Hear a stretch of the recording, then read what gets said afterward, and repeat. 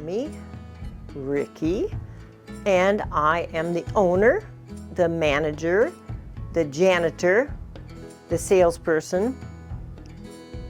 Anything else? I'm a multitasker. Well, we're 7 days a week, and pretty much we put on our website that we're open from 8 o'clock to 5 o'clock, but you know, that varies.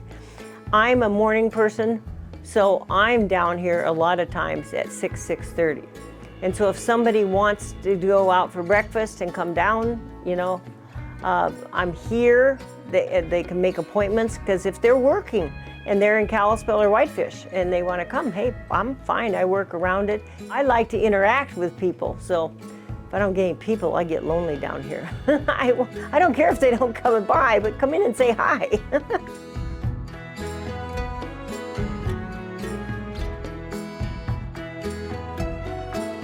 I think it's one great place. They fill a big need here in town, and we love having them. And I love coming here. There's a little bowl at the top with this hole. And I go, what in the world is that? It's an egg separator. Oh. Put the egg in. Guess where the whites come out? From where I live to here was 12 hours driving, but we're only I'm thinking seriously 2-3 hours north if you went straight north. You gonna frame it? Yep.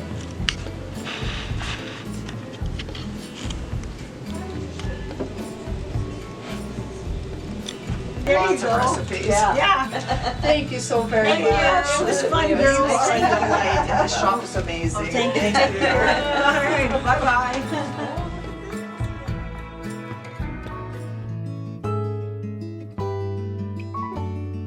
A little of everything. We've got pottery. We've got homespun weaving, wood, prints, both paper, giclées, and canvas.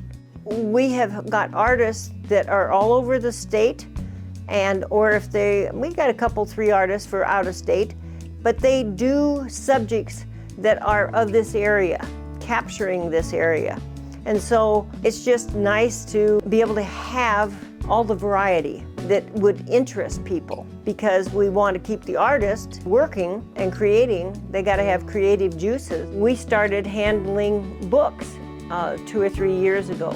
I wanted books that were written about the area, or the artists were from here, telling about the history of what it did to create this state.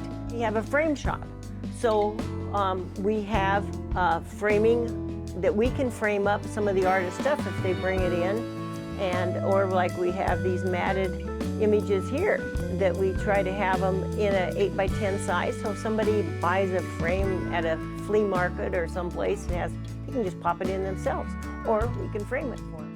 We decided to create a bird wall because we had like 5 or 6 different artists in here who, besides doing cattle or cowboys or something else, had birds. And so here we have a combination of, well, first of all, this is Steve Thorstenson's work, and these are kind of a folk art bird, you know, not super detailed, but just enough you can hang them outside. They're cheap to feed. We have always tried hard not to have anything that, if an artist approaches me, and it was kind of a rule a long time ago.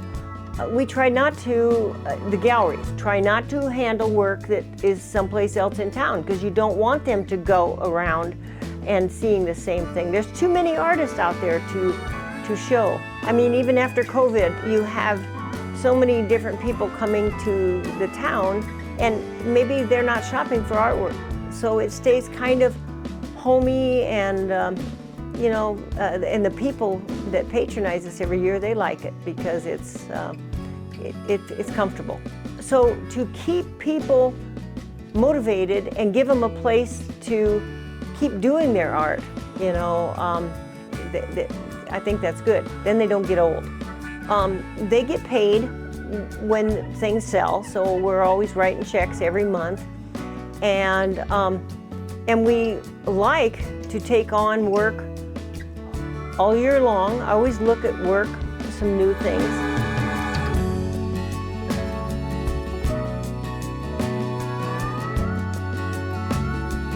This started in the art gallery. I was doing sculpture, just getting started, late 70s, and Tammy was doing odd jobs. My husband and I, Gary, he's a sculptor, which we have some of his bronzes in here. He used to carve in black walnut and Carrara marble. One thing she was doing is giving away samples up at the grocery store, samples of something. And people would come by and ask her what I'm working on, and she would tell them. And since she could say, well, if you got my mural, I'll bring one, show it to you. And so that's what she did. And pretty soon we're selling stuff. Well, then a little space opened. It's actually the lower level of where Thorson's real estate is now, that back door. And that was for rent, I shouldn't say for sale, for rent. And so it was real cheap. So we thought, well, let's just put some art in there, and that's when it started. That was it. May 25th, 1986. It was on my birthday in '86 when we started it. And he really did not want to open the gallery that day because we had artists that were going to have their work in the gallery come to bring their work. And he said, why do we have to be open? It's my birthday. I said, well, because it's Memorial Day weekend. You need to do it. He just didn't know that I also had a surprise birthday party for him at the house. And I probably had 40 people there. And so when he came home whining and complaining, well, there wasn't that many people. I don't know why we had to be down there. And then they popped the lights on and surprise, and oh my gosh. So anyway, that's when we started the gallery.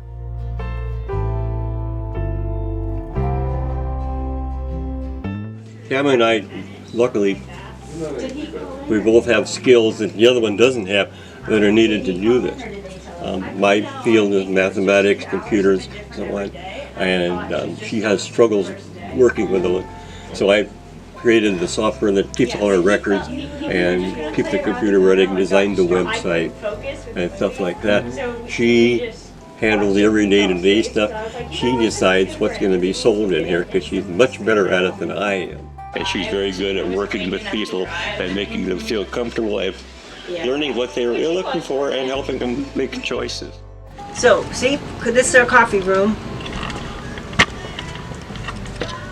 So, whoa, there you are.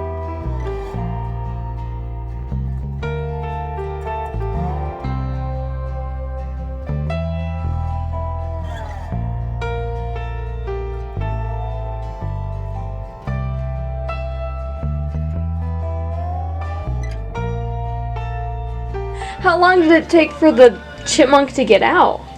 I think I worked on him from 9 o'clock in the morning until 3 o'clock.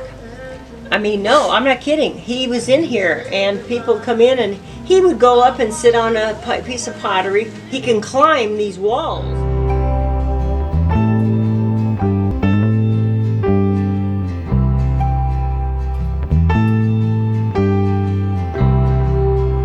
What do you think of Bigfork and the atmosphere here? Oh, I love this place. I wish we could come more often.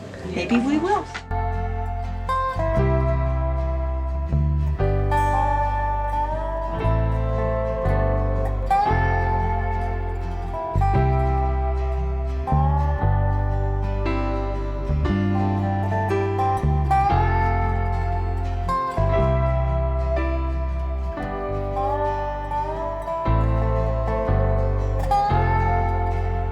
When I was teaching, some of the girls I had as students had their self-image wasn't really good. They didn't perceive themselves as being attractive.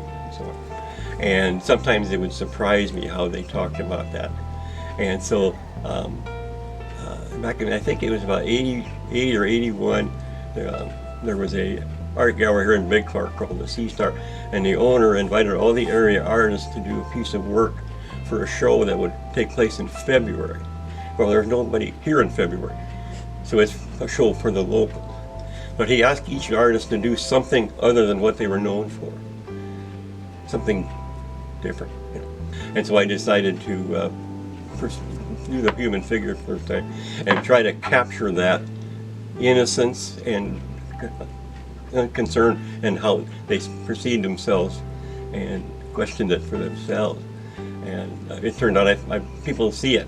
When they look at it, they see that she's holding a rose. She's a beautiful girl, but she doesn't see herself that way. So that's what it was about.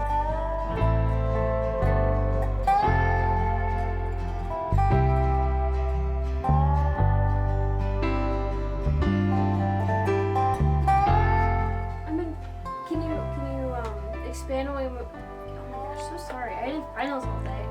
Can you expand what you mean by getting old? Like, I'm curious what you mean by that. Well, okay, my toy maker, you know, he's like 80, 81, and he says, I want to retire, Tammy. And I said, well, no, Don, you don't want to retire, because then you do get old. I mean, I look at it as somebody who's getting old. They just are not out there enjoying life. They're just kind of existing.